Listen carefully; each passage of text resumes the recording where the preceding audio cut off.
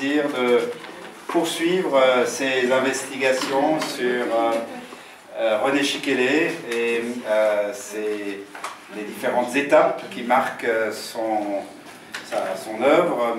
Grâce à Charles, nous pouvons en quelque sorte faire concurrence aux séries télévisées. Nous avions la saison 1, Chikélé en Suisse, ensuite saison 2, Chikélé à Berlin, et maintenant nous avons Chikélé à Paris, c'est ça? Exactement. Voilà, alors tu as la parole, Charles. Je te remercie, je remercie le Centre culturel, et je vous remercie tous d'être venus, c'est très sympa. Et voilà, alors c'est effectivement la troisième d'une série de 4, il y en aura une dernière. La première portait donc sur Chikélé et les Weissenblätter, alors il était en Suisse, mais il reste en Suisse encore pour l'instant. La deuxième sur le 9 novembre 18 en Allemagne. Et celle-ci, c'est donc die Weissenblätter à l'ombre du mouvement Clarté, René Chikélé, Henri Barbusse et les intellectuels communistes français. C'est un long titre, mais le sujet est assez compliqué quand même. Donc je ne sais pas s'il faut que je rappelle un petit peu qui est Chikélé.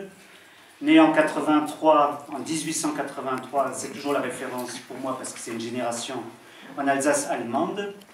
Lorsqu'éclate la guerre de 14, il est écrivain, journaliste, responsable de l'une des grandes revues expressionnistes Die Weissenblätter.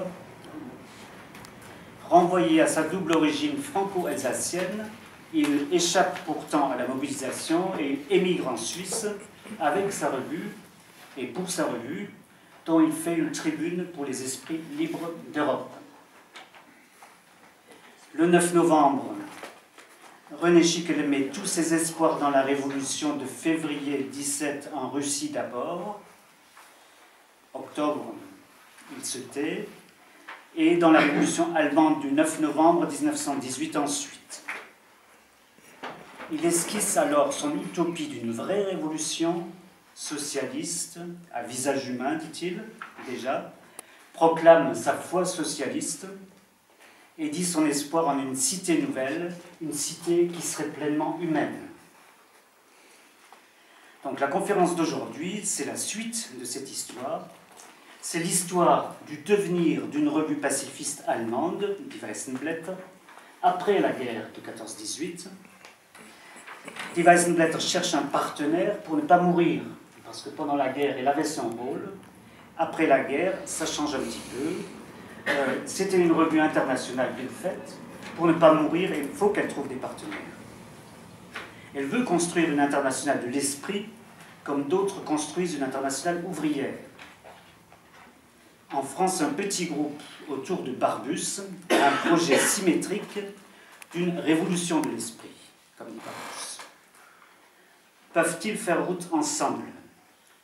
René Chikélé voit dans la collaboration des Weissenblätter avec Barbusse la suite naturelle des compagnonnages de la guerre, parce qu'il avait publié des extraits du Feu, le roman de Barbusse, en traduction dans les Weissenblätter. La revue Die Weissenblätter à l'ombre du mouvement Clarté, c'est le titre. C'est malheureusement l'histoire d'un rendez-vous manqué. Quelle en est la raison? Elle est suggérée dans le sous-titre René Chikélé, Henri Barbusse et les intellectuels communistes français. Nous avons vu dans les autres conférences ce qui distinguait René Chikélé des admirateurs inconditionnels de la révolution russe. Une chose essentielle, c'est le rôle de la violence dans l'histoire. Il refuse la violence. Pour lui, la violence, c'est la suite de la guerre. Mon plan sera le suivant.